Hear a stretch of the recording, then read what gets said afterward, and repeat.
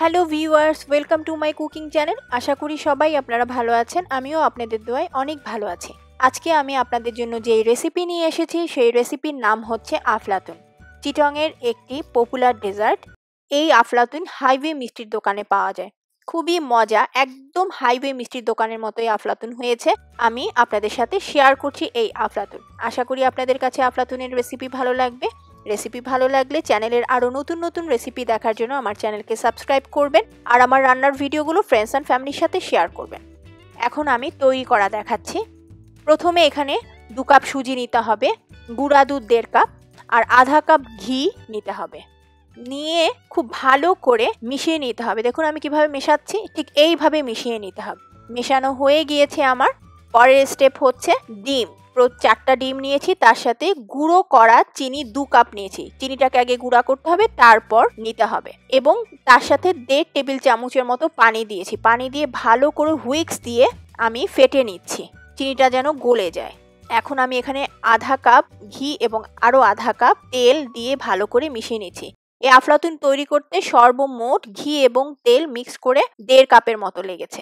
আমার মেশানো হয়ে গিয়েছে। এখন আমি সুজির সাথে ডিমটাকে মিশিয়ে নিচ্ছি।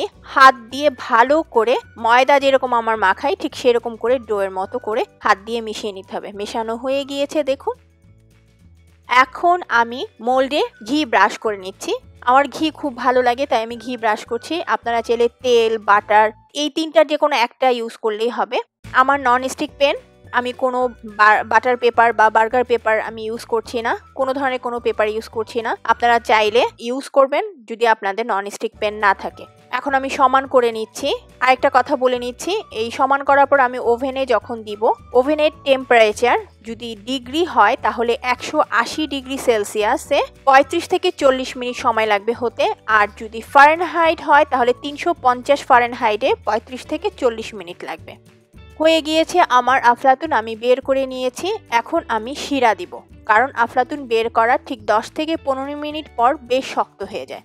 সেই জন্য শিরা তৈরি করে দেখাচ্ছি। এখানে 1 কাপ পানি, আধা কাপ চিনি দিয়ে আমি পাতলা শিরা করে নিচ্ছি। জাস্ট ফুটে ওঠার সাথে সাথে নামিয়ে ফেলবো। ফুটে উঠেছে, আমি এখন নামিয়ে ফেলবো। দেখুন সাইডগুলা দেখেই বোঝা যাচ্ছে যে একটু শক্ত, বেশ শক্ত। এখন আমি 1 কাপ পরিমাণ এখানে শিরা ঢেলে দিব। পুরা শিরা দিতে হবে না, 1 কাপ দিলেই চলবে। 1 কাপ পরিমাণ সাইড দিয়ে প্রথমে, তারপর মাঝখানে দিয়ে ভিজিয়ে রাখতে হবে। এরকম করে দিয়ে দিতে হবে পুরা শিরাতে। এবং 10 থেকে 15 মিনিট পরে, 10-15 মিনিটের মধ্যে ঠান্ডা হয়ে গেলে এটাকে বের করে বরফি আকারে কেটে নিতে হবে। হয়ে গেছে আমার আফলাতুন। দেখুন দেখতে কিন্তু দারুণ লাগছে, খেতেও কিন্তু বেশ মজা হয়েছে। আমার কাছে খুব ভালো লেগেছে আফলাতুন খেয়ে। আমি যে বানিয়েছি আমার কাছে খুব মজা লেগেছে।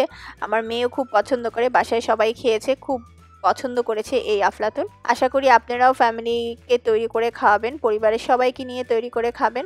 ভালো থাকবেন সবাই। আর কোনো কিছু জানার থাকলে অবশ্যই কমেন্ট সেকশনে জানাবেন, আমি চেষ্টা করব উত্তর দেওয়ার জন্য। আমার জন্য দোয়া করবেন। আল্লাহ হাফেজ।